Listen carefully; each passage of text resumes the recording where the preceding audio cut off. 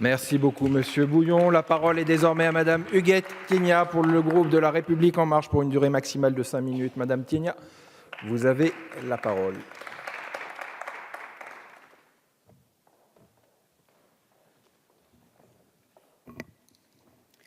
Monsieur le ministre, Madame la Présidente, Madame et Messieurs les rapporteurs, chers collègues, nous nous réunissons une nouvelle fois au sein de cet hémicycle pour examiner le texte majeur en matière de transition énergétique et écologique de ce début de quinquennat, voire même du quinquennat.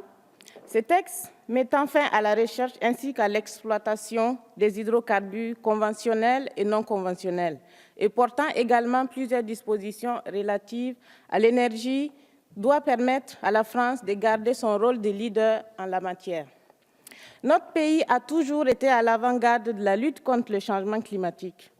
Les mesures énoncées au sein de ce projet de loi doivent nous permettre de provoquer une prise de conscience totale sur les conséquences nocives que provoque sur notre territoire l'exploitation d'hydrocarbures.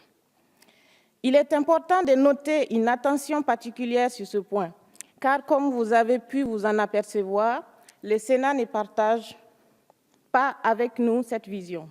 Nous devons donc convaincre sur un même pied d'égalité nos collègues parlementaires et nos concitoyens. Monsieur le ministre, chers collègues, rassurez-vous, nos engagements dans la transition écologique ont déjà eu des répercussions en Europe à travers la COP 23. Aussi, j'ai moi-même eu l'occasion d'en juger les premiers effets lors de ma présentation sur les mobilités propres en Suisse au cours de la conférence EPTA qui réunissait les offices parlementaires des choix scientifiques et technologiques européens.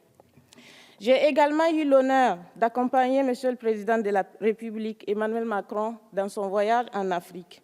Nous nous sommes rendus compte, dans mon pays d'origine, le Burkina Faso, mais également en Côte d'Ivoire et au Ghana. Au cours de notre passage au Burkina, nous avons eu l'occasion d'inaugurer une centrale solaire. Cette centrale solaire est la plus importante de l'Afrique de l'Ouest, où 129 600 panneaux photovoltaïques sont installés sur 55 hectares. Ce projet, il est avant tout africain, mais également français, grâce au concours de l'Agence française de développement et européen. Le Burkina et l'Afrique sont ambitieux dans ce domaine et seront présents le 12 décembre lors du sommet du climat à Paris. Aussi, c'est une motivation supplémentaire pour nous d'inclure la France dans la liste des pays ambitieux et pour favoriser la transition énergétique. Je reviens à présent sur le projet de loi que nous examinons aujourd'hui en nouvelle lecture.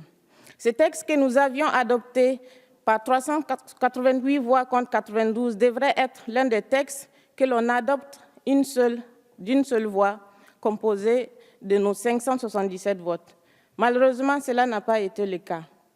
Au Sénat, des évolutions importantes ont été apportées, notamment par l'adoption de plusieurs dérogations à l'interdiction d'exploration et d'exploitation d'hydrocarbures, à l'outre-mer, à la recherche publique et aux usages non énergétiques.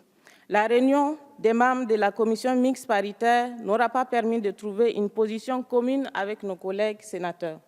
Au cours de cette commission mixte paritaire, nous avons essayé de trouver des compromis.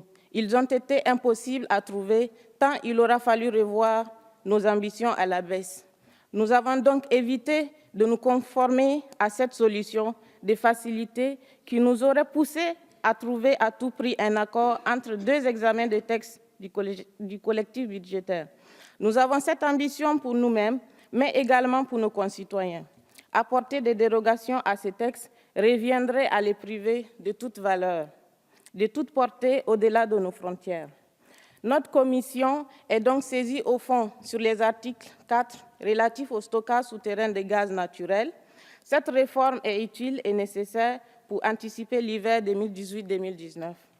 L'article 5 bis, introduit par notre rapporteur en séance publique, vise à sécuriser les cadres juridiques d'adoption des contrats d'accès au réseau et leur transmission à la Commission de régulation de l'énergie.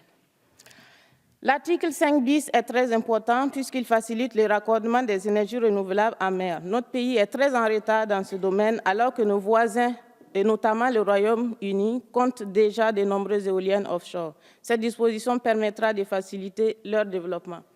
L'article 5A sécurise juridiquement le nouveau schéma de distribution d'électricité et les réseaux intérieurs des bâtiments. Vous m'avez entendu me plaindre lors de l'action du Sénat sur ces textes.